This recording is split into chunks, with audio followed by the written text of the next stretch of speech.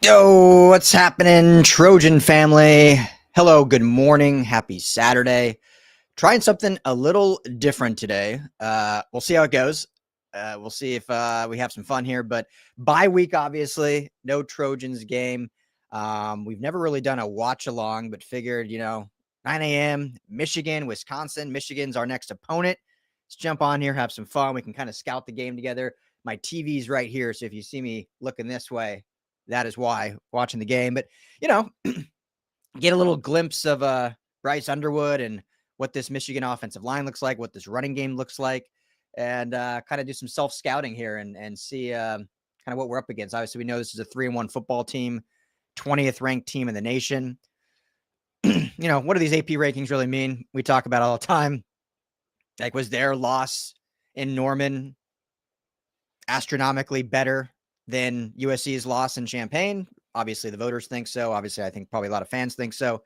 So we'll just chat through it, have some fun. We'll see how long we go. I don't know. I doubt we'll go the whole game unless there's like a ton of you in here and we're just having a ton of fun, chatting it up, chopping it up. I'll stay on as long as people are willing to hang out, but we'll see how it goes. But figured we start with the beginning of the game so we can get a better look, because if this game goes as it should, this should be over by, the third quarter. I think Wisconsin's on like their third quarterback. It's at home in the big house. Michigan's a 17.5-point favorite. I mean, that is a huge line for a conference opponent, especially a storied program like Michigan, right? I know USC's had some of those lines when they played like Purdue, and I think Michigan State was close to that also. But I mean, Wisconsin's pretty storied. Michigan State is too, but obviously they're kind of a rebuild. But 17.5-point line, so this game should be over. So anyway, I wanted to come on early because if I came on in like the fourth quarter, this game would be over and we couldn't even really scout. Who knows if the stars would even be in there? So drop your questions, thoughts, concerns, excitement. I mean, USC's no stress today, so that's nice, right? No stress in this game is about to kick off. So how's everyone's Saturday going so far?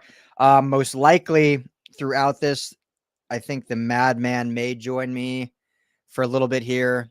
Tim Prangley is going to join for a little bit here. So we'll just have a little rotation with people in. I'm sure my wife will have to come in and change. I'll have to shut the camera down for a bit. So, it's Saturday morning. Let's have some fun. All right. Kickoff. Here we go. So this week we are going to have a Michigan guest come on the show to really help us preview it. Obviously, we're watching the game, but they will know more of the insides and outs of this operation. And it's kind of an interesting program, right? You win the Natty 2 years ago. Jim Harbaugh obviously leaves immediately for the NFL, bringing Jesse Minter, his DC, with him, bringing Ben Herbert, their strength coach, with him. So bringing a lot of key pieces with him. So I think there was a lot of grace given to Sean Marone, who took over. Been 11-6 since, so not like by any means bad, but I'm just curious for a program like a Michigan. Like, I know when you lose your head coach, that changes a lot for sure, but it is interesting to me that there's not really been this narrative of like, oh, what, I don't know. I don't know what I'm trying to, like, this dominance. And obviously you lose your head coach is very different, but the dominance of like Alabama and Georgia, like starting like a dynasty, even Ohio State with Urban, and then now with Ryan Day. So the fact that Michigan is basically won, and then it's felt like, okay, they got that monkey off their back, they won, and now they can go back to being like a competitive Big Ten team. Now, I don't think that's the case. Obviously, they expect to be good every year. I think it's more they've just given Marone that kind of almost 2-year grace period to kind of almost had to reset, rebuild his coaching staff. But we'll see. 3-1 right now. Like I said, 20th in the nation. They have beaten Ohio State, though, so they got that on their belt at least. Starting here on defense. Always good in the trenches, this Michigan Wolverines team is. That's going to be, I think, obviously, I mean, that's not rocket science. That's going to be the biggest question mark or question that needs answering for this USC team is how they're going to perform in the trenches. And I think the offensive line, if I'm being honest, I think the offensive line has shown us, the USC offensive line has shown us enough that they're way better than what was expected of them. And Michigan's defensive line will be the best defensive line they've got up to date, but they've handled every defensive line really well so far. Michigan State's defensive line's big unit. I thought they handled Illinois' defensive line fairly well. You know, some cracks in there, but being down 2 starters and shuffling things around, I think they played really, really well. Now, obviously, Killian O'Connor is out till basically November, so it's the John Ray Reed show at center. So I'm really kind of excited to see how he's going to take over this role. You know, over the summer, all the talk, not only was it the talk that he was the foreseen starter, I think no one expected O'Connor to win that job. So, I mean, that's why you love the game of football, right? Meritocracy, you know, best player plays. But not only was he foreseen as the starter, but all summer long, it was talked about at fall camp, at fall USC Media Day, was about his leadership. You know, he's called what, the general, I think is his nickname. And so now he was kind of having to lead from that backup role. And I think he still did. Like, the players still spoke highly of him, coach spoke highly of him, even as that backup, because they knew that they would have to call his number at some point. Didn't know it'd be like for your starter going down and having to now take over. But how does he respond? And obviously getting up to speed with the offensive line is going to be, I mean, the bye could not have come at a better time. But also his leadership and leading with Jaden Mayava, the checks and calls. So we'll see. But Elijah Page, I feel confident he'll be back. I don't know. I feel like he was close last week, but given the fact that they were going to have a bye the following week, it was smarter to keep him out. So I think he'll have a good shot. I'll just say that, a good shot at being back for this Michigan game, which would be huge. Huge, because if you can move Justin Tano back over to the right side, move Tobias Raymond back to guard to be that real admiral to John Ray Reed's general on the interior.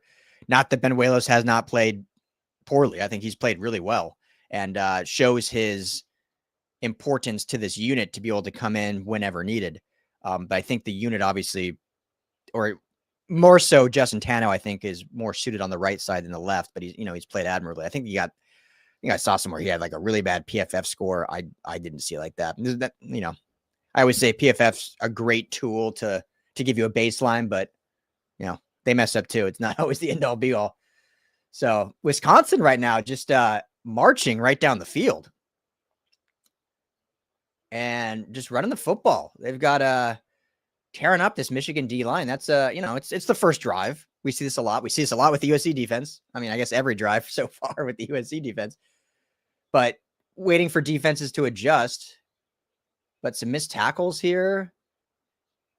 Yeah, Wisconsin's putting together a nice little drive. 1st and 10 from what are they on, the 25? 26 yard line. Little outside screen pass goes for, look at that, 15 yards.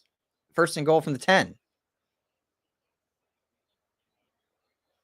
17-yard screen. Nice little drive from Michigan. So this, again, it's one drive, but if you're USC, you're seeing this and say, okay, there's obviously we can get penetration between the tackles. They're playing really soft right now on the outside. So, that screen, he had a 10-yard cushion when he got that ball. Let's see what they do in the red zone here. Little fullback action right up the gut. Okay, a little better. 2-yard gain there.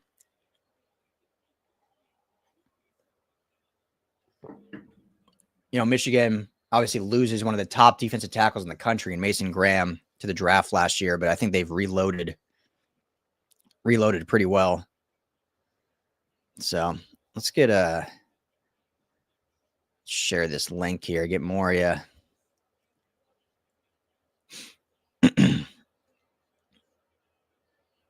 Get Moria in here.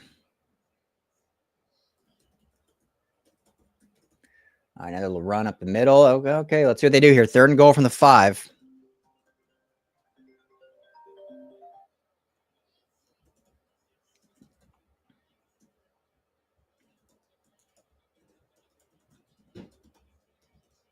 All right.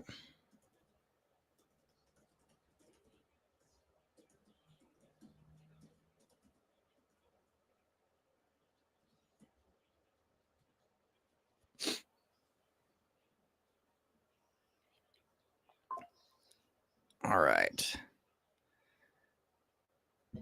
3rd and 5. 3 straight runs, and they get it. Wow, right at the gut. What a statement drive right there. Dylan Jones. Wisconsin, dead in the water coming to this game. 17.5-point dogs. You march right down the field. Let me see this drive chart here. It felt like all runs, but I didn't watch every play, I'll admit. Let's see here.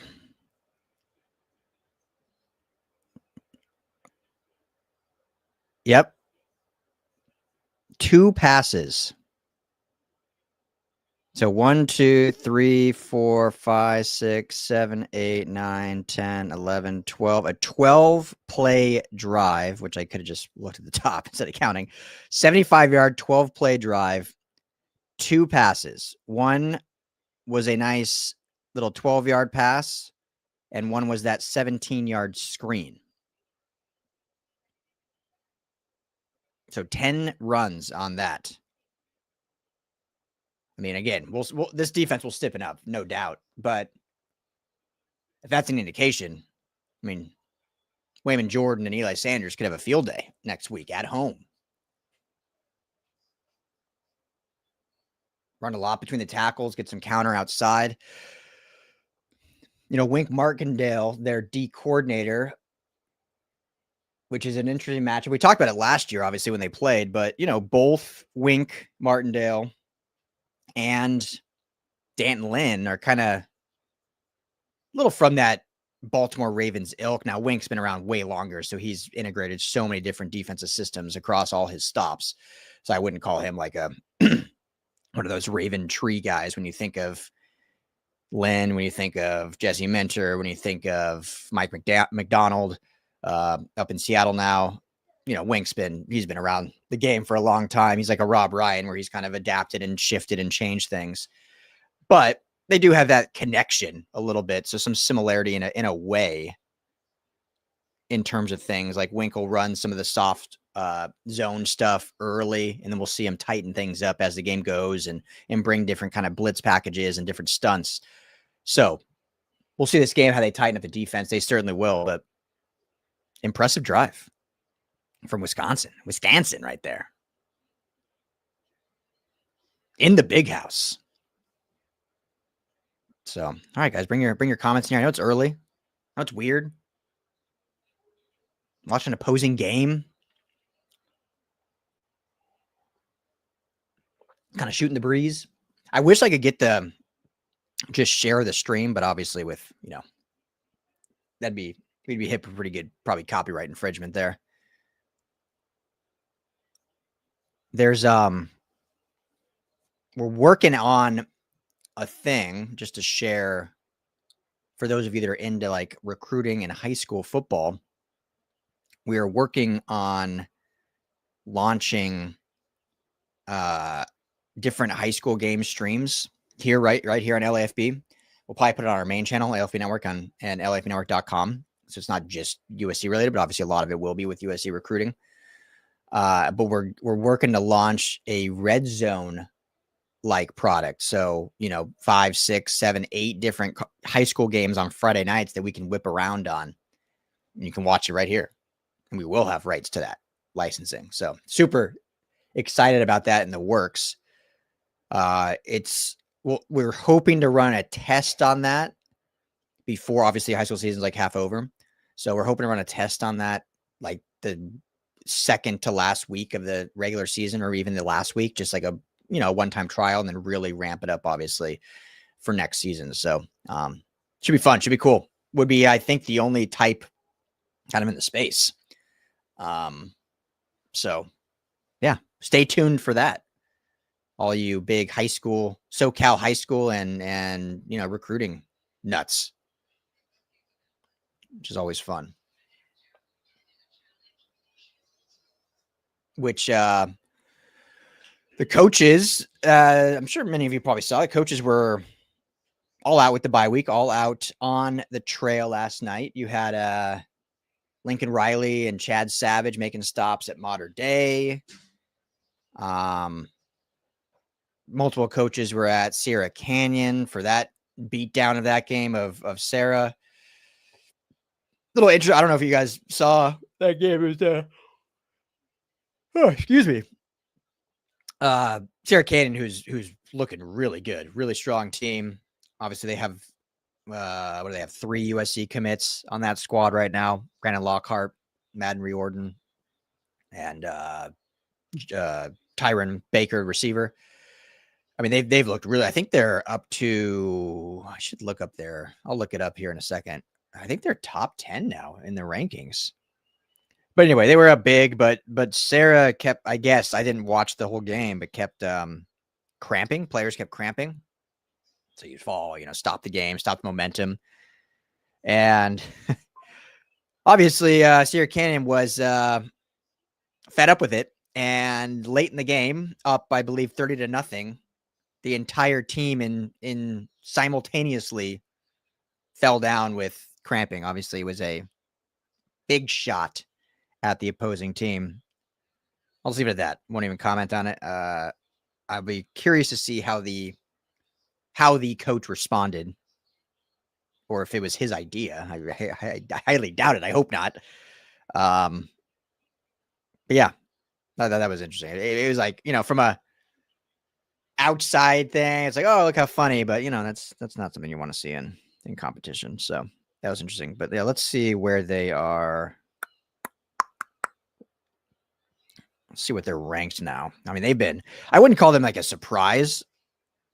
They've been kind of a rising program, obviously a really good prep school. But yeah, they're 4th now. Oh, in California. That's so yeah, Bosco is 1, Centennial's 2. That huge win over Mater Dei. I mean, Centennial Coach Logan just got his 300th win. I mean, super impressive what he has built at Centennial, and especially because it's a public school. It's much harder, obviously, to do what he's doing at a public school than it is at one of these private schools. So, Michigan goes big, gets the PI, way underthrown ball. I don't really love that call, but so yeah, they're Sierra Canyon is 4. Santa Margarita, Carson Palmer now head coach. That's a lot of fun. They are 5, 3-2, but obviously they've played a pretty tough schedule. And so let's see let me find these national rankings. Let's see here where they are in the national. Okay, here we go. So national rankings, you got Bosco 1, Centennial 5 in the nation. Like, that is awesome. Mater Dei 6, Sierra Canyon 8. Yeah, putting together a nice season. Here you go, Deuce from Michigan. Nice little run to the outside. Little stutter step down the sideline. Nice little 6-yard gain. Who else we got? So Canyon at 8. What other Cali? What is that already? 4 Cali schools in the top 10. Then you got Santa Margarita at 16. And that's okay. So 5 California, and De La Salle at 19. So 5 SoCal schools in the top 25, 6 total California schools in the top 25. Still think California high school ball is the best. I mean, there's a huge debate, which we're not going to go into, but with, with Georgia, with Florida, with Texas, and it's a worthy, absolute debate, but I'll still take California. Oh, Michigan. And he is, nice run up the middle, all the way down to the 4-yard line. So this is what's going to be a problem for our defense, right? And we don't want to see them run all over them. Just point of attack. Oh, man, gaping hole. I don't know where the linebacker was. Definitely misread that. But there was no one when he hit that. He hit that hole 3 yards deep and then just daylight for 30 yards.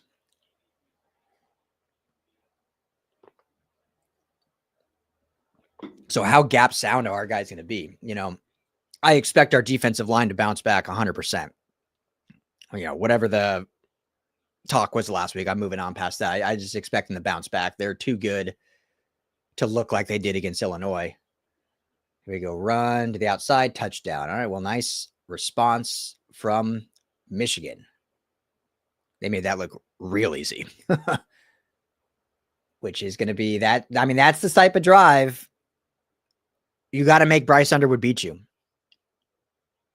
Got to make Bryce Underwood beat you. And he can. I mean, he's a talented freshman. But this running game is pretty dang elite. I mean, just look at that. That's a pretty, not a single Wisconsin player penetrated. Not one. And you're at the goal line. So, I mean, our D-line's going to have their work cut out for them.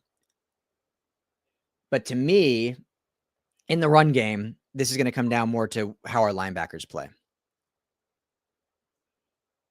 How gap sound are you going to be? How intelligent are you going to be reading off these blocks?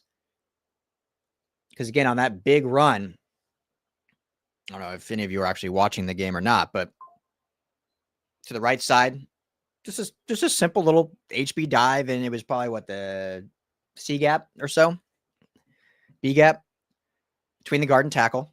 Got a tight end over there to help. Hole opens up, and you want, depending what base you're playing, 4-2 or 4-3, whatever you're playing, your hope is when that gap opens, you have a linebacker in that gap. Your linebacker was in the wrong gap, over contained over here on the outside.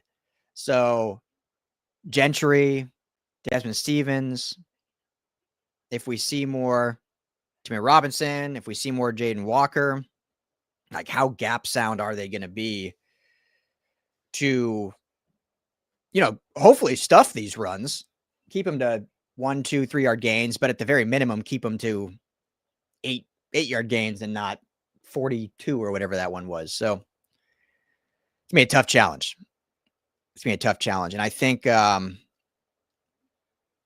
I said, I think the defensive line, the front seven is going to bounce back. But you gotta have tempered expectations, right? We'll see this, hopefully this unit grow and continue to get better. If they come out and dominate, wow, that'll be impressive. But if they can just, sustain, control a little bit, not get blown off the ball, not get bullied around, you're going to give up some. I mean, this is a top rushing unit in Michigan. So we'll see. That's going to be, as much, and we'll talk about as much as the secondary has been an issue, this game this week is going to be about the D-line. How do they respond? Because Illinois does not have a great offensive line. At least they hadn't proven so the previous couple weeks. Maybe they're better than they were playing, and they had a wake-up call, getting absolutely, blasted by Indiana. And now they're playing much better like they are, or like they're supposed to. But Michigan's much better. So tall order. It'll be great to see how this team gets right in the bye, gets healthy. Let's see, what is Purdue is up on Illinois right now, 7-0. Oh, but Illinois is first and goal. Looks like they're about to tie it. Let's do a little score whip around, shall we? Start with our Big Ten brethren. So, yeah, only 2 games on. One we're watching, and then Illinois-Purdue, 7-0 Illinois. Looks like the second and goal at the 8. So we probably want, I don't know if anyone cares, but we probably want Illinois to win this game fairly handily. You know, what's silly in college football, right, is you're judged kind of on how good your losses look, almost more so than how good your wins look.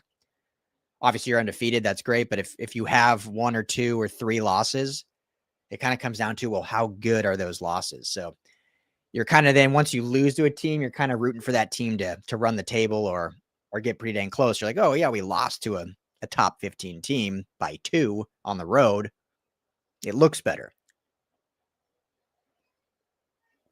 So that seems to weigh more than almost who you beat. Obviously, if you're in that, you know, in those matchups that are top 10 matchups and you get the win, that obviously bodes well. But if you have some minimal losses and those teams you lost to end up being good football teams, and we'll see what Illinois does to finish. Maybe that narrative will change a little bit if they string together some nice wins and get to, 6, 7, and 1.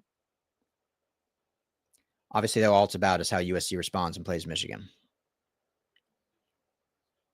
So no comments in here yet. No questions. Everyone's tired, huh?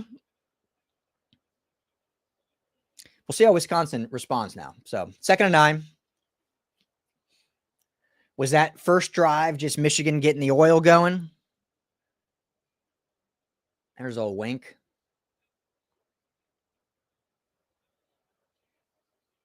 I do expect Michigan's run defense to look a lot better going forward.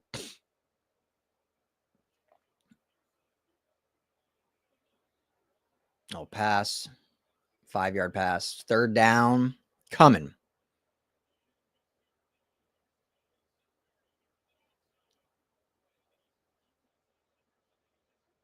It's a nice tackle. I mean, you watch that tackle,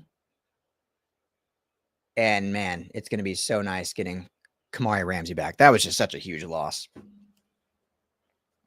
He is so important to this defense. So that alone is going to pay dividends. Having him back. Would it have been enough for them to win? Just having, run on 3rd down and they get it. Wow, Wisconsin. Nice little, what is that, little trap zone?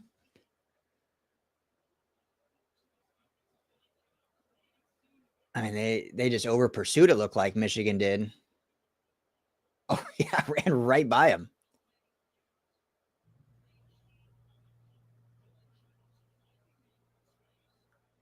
I mean, they're showing, Michigan's showing some cracks. I think USC is going to be able to run on. I mean, USC's offense, I've said this in past shows, I really don't think a defense is going to stop USC's offense. And by stop, I mean like shut them down. Like obviously they're going to get some stops. Illinois got a couple stops, right? There's a few sequences in that game where the offense definitely off after the interception, a couple overthrows from Maava.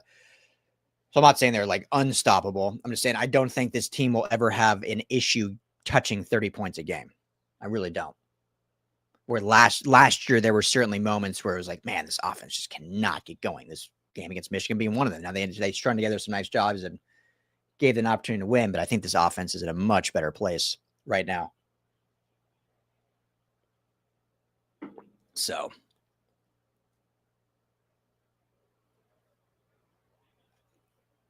we will see how Wisconsin finishes this drive. 3rd and basically 10.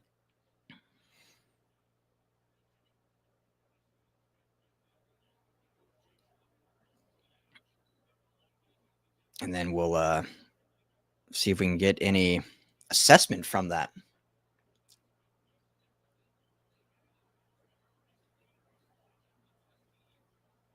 Near the end of the first quarter. See if we get a few more people join, but we might wrap this up. Wanted to give this a try. Never done it before. Didn't really promote it. So, but yeah, we'll see if anyone else kind of more people jump in here. And if not, we'll kind of wrap this up here soon and everyone can enjoy. I mean, not they're not already, but enjoy Rest of your Saturdays. There you go. Yeah. 4th and 9. Of course, I wasn't looking. Nice off the edge. Try to set up a screen against the pass rush, and nice job staying home there from Michigan. Rod Moore's a good player. That's going to be a key player for the USC offense to kind of key in on. All right, so Michigan's getting the ball back. We'll see if they oh, nice special teams play. 1 yard line. All right, Bryce Underwood, freshman from the 1 yard line, but he's at home. I mean, it's a little different. You don't got, if he's at Camp Randall right now with that noise. But we know they're going to run it from here. So we'll get a good dose of Justice Haynes and see what happens. And yeah, exactly, Sam. If USC shuts down Justice Haynes, they will have a pretty good shot to win. I mean, that's going to be the key, stopping this running game. Make Bryce Underwood beat you. That's what it's going to have to be. If Bryce Underwood beats you, throws for 303 touchdowns, no picks, you tip your cap to him. Now, that's not out of the realm based on what we've seen from the secondary. But if you do that, at least you can say, okay, this defense, attacked their greatest asset and forced Michigan to do something else. Hopefully we'll just see the secondary improve. I did a video earlier, but Lincoln Riley, we were on his presser on Thursday and just had glowing reviews of RJ Sermons, true freshman, reclassified. I still don't think we'll see him for a little while. He didn't join the team till July. Got injured in fall camp, so he's already behind from joining late and then misses time with injury. So, they want to get him fully up to speed where he just feels comfortable within the system and within the play calls so he can just play free and fast. But from an athletic standpoint, this dude, when ready, I think can make an impact on this team this year, which is just like Jakeem Stewart, should be a high school senior right now. So I would not be surprised at all if we see him at some point, especially when we get to that later point where there's 4 games left where you can play in those and you still maintain your red shirt. So we'll see. But I know a lot of fans are probably like, well, you can't get worse, put him in. But, you need him cop to speed because guess what? It can be worse, as crazy as that is. Now, we did see D. Riddick a little bit, true freshman last week in the slot. I'll be curious to see if that rotation continues. Alex Graham, will he be back for this Michigan game? Excited to see him. But again, for whatever reason, and I think just because it hasn't looked good on the secondary, but everyone's kind of expecting Graham to be like this savior. And he might be. I hope he is. But everyone's got to remember he's a true freshman. Never played a college snap before. So just because he's looked great in fall camp, because we've talked about him glowingly, the coaches have talked about him glowingly, the players have talked about him glowingly. I mean, he needs to get some actual reps. You don't just throw him in against Michigan and expect him just to be this shutdown nickel. It might be. I'm just setting up expectations like, dude, this is a true freshman. Like, this is not Kamari Ramsey coming back from missing some time injured. And it's like, okay, good. We get this all-American caliber player back. Alex Graham can be that. And based on the reviews, should be that at some point. But he's still a true freshman that's never played a college down. So, I've seen a lot of everyone's like, yeah, once he's back, we're good. Hopefully so. We'll see. What'll be interesting, though, is if he is able to go next week, if that means Kamari Ramsey will move back to safety and we get a Graham at the slot with DeCarlos and Marcellus on the outside. Obviously, Conley will still probably get some run in there. And then is there a safety rotation then with Pierce and Fitzgerald? Oh, Bryce Underwood, nice little scramble. Oh, did he fumble?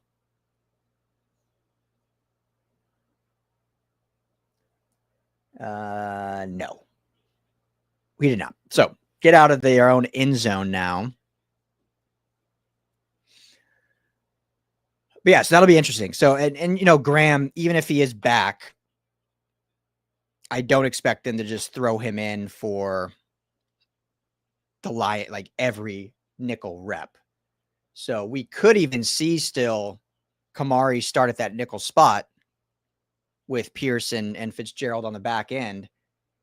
And then a few plays where they, you know, incomplete. Okay. There's a fumble. And then little rotation, like get the game going, get everyone settled, Kamari in at nickel. And then at some point, start that rotation, move Kamari back to safety, test Graham at that nickel, and see how he goes. So, and with the bye week, I'm really curious because now the bye week's over, but throughout the week, I'm really curious if they tested different combinations. Like, did they ever? I know I've seen people say, like, why not just put, nice little first down, little swing pass out there for Michigan, first down. Why not put Pierce the nickel so you can keep Ramsey at the safety? And, you know, what I've said is not everyone can play nickel. It's not just like a plug and play, but it's a really challenging position to play. Not saying Pierce can. I have no idea if they've even tested that, but I've said all along the reason Ramsey's at nickel is because he's the best option at nickel. If someone was a better option, they would absolutely have them there because Ramsey, we know how good he is on the back end and where his true position is. But he's at nickel because no one else is as good as him at nickel. Until someone with Prophet Brown might be medically redshirting. And we'll see what Graham, we'll see if D. Riddick keeps developing. And we'll see if they tested other guys. But I don't believe that they just thought, oh, Marcellus can play nickel, but we'd rather have Ramsey. I mean, I think it's clearly he is the best there that they feel. And so that's why he's been there. Let's see here. Michigan doesn't have a very explosive pass game, so hopefully our corners play a lot better. I think they will. You know, maybe I'm just the eternal optimist. I think with the week off, with the, let's just call it what it is, a little bit of embarrassment from that Illinois game, with having the game in your hands, all you need was one stop, and you're kind of the reason you lost that game. Not just on that drive, but throughout the game, but specifically on that last drive, one stop, it's over. I do think they'll play better. And to your point, Sammy, yeah, Michigan's not like a dynamic passing team. It's a true freshman. He had 105 yards last week against Nebraska. They ran for what, 290? Today so far, they're showing you, I mean, it's only been a drive and a half, but Underwood, 15 yards. They've ran it already for 80. So the secondary should get just a bigger break in general. They just won't be tasked to do as much just because of the type of offense Michigan is going to run. So that alone is going to benefit them. Now, what you'd like to see is them be able to shut that down. Like Nebraska shut down the passing, 105 yards passing. That's like your secondary had a good day. I don't think he got this. That looks short to me. 3rd and 1 run there at the 24-yard line.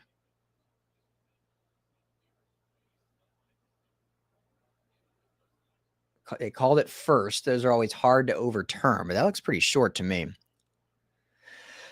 I want Riddick in the game. Yeah, we'll see. You know, small sample size. He was another guy that got banged up, so it wasn't necessarily that maybe they didn't want him to play early. But I mean, this team, again, not making excuses, but this team just had a lot of injuries throughout fall camp, and he was another one, true freshman. And when you're a true freshman, you get hurt. It's not just like plug and play once you're healthy. Like there's so much as a true freshman to get up to speed within the scheme and just getting your body right and all that. You're changing workout regimen with the new, Truman Carroll. So, a lot of that's just getting these true freshmen up to speed after coming back from injury. So love to see more Riddick. I mean, when the recruiting class signed last December, one of the players that Lincoln Riley singled out was D. Riddick, saying like this kid flew under the radar a little bit. I think he was 4-star. And he's, what he shows on tape, we are ecstatic that he is in this class. And, I'm paraphrasing. So they felt very highly about his potential and what he could be. And so we'll see. I think he will get more run. And hey, if he can play that nickel spot right now, if you can have a nice rotation of him and Graham, keep fresh. Oh, they overturned it. Okay, 4th down. Those are tough to overturn. It could be a big stop here from Wisconsin. Do you go for it if you're Michigan on your own 24-yard line?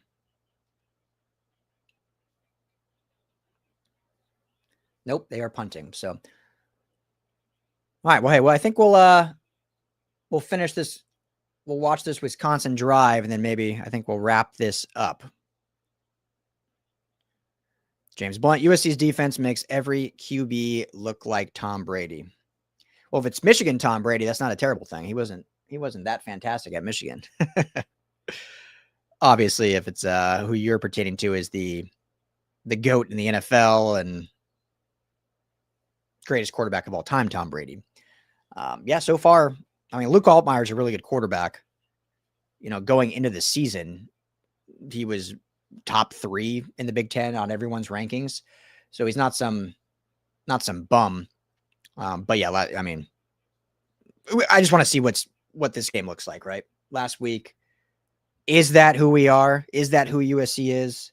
Or was it an anomaly and they just got punched in the mouth and they got to come out? Was last week their Indiana, right? Was last week playing Illinois, was that Illinois' previous week of Indiana, where they just got boat race, did not look like themselves for whatever reason, and they came back punching, got off the mat, and got a big-time win against USC. Is that USC's wake-up call? And now they come back at home in the Collie and get a big-time win against Michigan. I mean, it's gonna be a fun week talking about it. Michigan week, one of these new fun Big Ten matchups.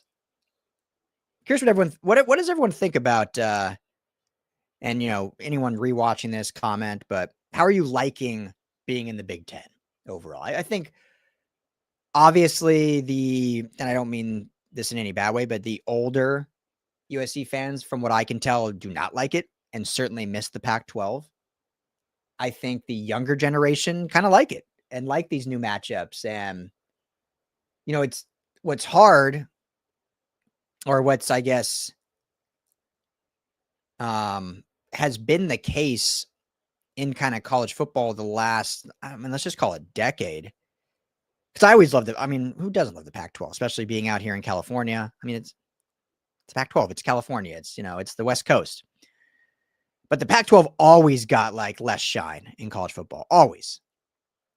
Or I won't say always. Since I became like of age in college back in like the mid 2000s.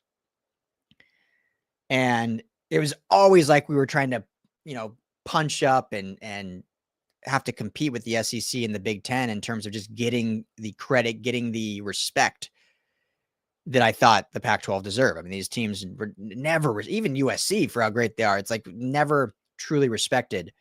And USC right now is not respected either in the Big Ten. I mean, it's only their second year, right? But I think in the conference in general, there's more of a respect a little bit. Like you're not fighting for that viewership as much as you were in the Pac-12. So it's just one little thing I've noticed. I think, the fact that, the biggest programs from the Pac-10 are in the Big 12 when you look at USC, UCLA, and Oregon and Washington. So, all right, well, let's see how this drive goes. And then, we'll kind of wrap this up and everyone enjoy the rest of your college football Saturday bye week. Like I said earlier, plan to have a Michigan guest on through the week, help us break down this game, give us some real insight into kind of this team that we can kind of look for. Obviously seeing a little bit of it right now, but get his insight will be great. If it's, I'll leave it at that. So working on a couple guests potentially.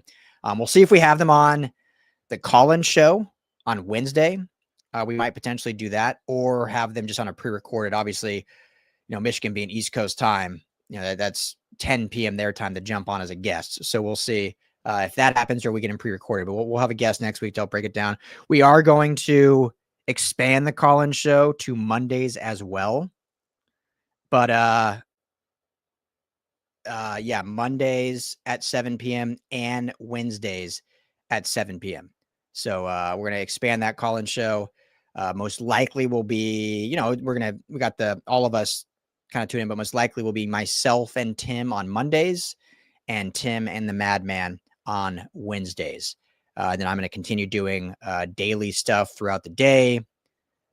And just trying to bring you guys the best USC content and the most USC content. So let's keep this rolling, keep this growing. Hopefully we start getting to the point where we're doing these kind of random live streams and still having a massive output. But I know this was a spur of the moment, last minute thing. So still fun for me. I just love talking ball. So I'm good talking ball. I'm going to watch the game anyway. I'm working today anyway. So always fun for me. But Sam, the Pac-12 is more explosive offenses and Big Ten more at defense. Yeah, I mean, absolutely a totally different style of play. I do agree that Pac-12 play was more like entertaining. I mean, depending what you're looking for. Big Ten play is very entertaining in the sense that, it's bully ball. It's, the run game, big bodies, trench warfare, elite defenses. The Pac-12 was always like air it out, stylistically more fun. I think you have better quarterbacks always in the Pac-12 overall. Obviously, some very good quarterbacks in the history of the Big Ten, but, the Pac-12 always produced like really high-level quarterback play just because you threw it more. I mean, J.J. McCarthy, we'll see what he ends up. I mean, he ended up being a top, 11th overall, 10th overall pick? But, I mean, he didn't have to throw that much in college. It was kind of like a product of, hey, well, you always won, and Michigan won the Natty, so you must be a really good quarterback. And he might be. I mean, we'll see. He's really early in his NFL career. And has been battling injuries already. Missed all his rookie year and, has missed now, 2 games in a row with the Vikings this year. But my question was like, and this was no shade, but just like, I mean, the dude never really had to throw it. He had like such an elite running game and that's what they leaned on. It was hard to really know how good he was. That's just kind of the Big Ten evaluation. Whereas Pac-12, you're like, okay, this guy's slinging it 46 times a game all over the yard. Yeah, the dude can throw it. What is he going to look like? An NFL system? We'll see, but we know the arm talent's there. We know he can throw it and read a defense. Oh, that was a quick one. Wisconsin already punting. So, all right. Well, let's into the first quarter, 7-7. We'll end it with that. I do appreciate all you that did jump on. Bunch of you on Twitter. Always appreciate you. Those of you did jump on YouTube. Great to see you. Hope everyone has a fantastic Saturday. I'm going to have some more content out later today. So we'll have more video actually out later today. And then a little recruiting update more from high school ball last night. So those of you into recruiting, be on the lookout for that coming later today. And then probably all off tomorrow on Sunday. Everyone enjoy NFL Sunday. And like I said, Monday night, 7 p.m., the additional call-in show. So bring your thoughts on Monday. And we will have a guest on this week. Yeah. USC Trojans, I agree. Boring game. It's this is what it's going to be like. And I'll end with this. Like, this is the type of game USC on defense is have to expect. Like, they're going to lull you. Short passes, dump off passes, and run the ball. So can you stay home? Can you stay committed? Can you not get beat off your block, or can you beat off your blocks? And then in USC's offensive case, just don't make mistakes. They're going to be able to move the football. USC's offense is going to be able to move the football. I think they're going to be able to run on these guys. I think they're going to be passing these guys. Just don't make mistakes and don't put your defense in a position where they're going to have to like win the game for you, because until proven otherwise, I don't know if that can be the case. But I think we see a big bounce back. So thank you all for hanging out. Appreciate everyone. The Trojan family is amazing. Let's keep this thing growing, having some fun. And like I said, more content coming later today. But everyone enjoy your Saturday. Talk to y'all soon.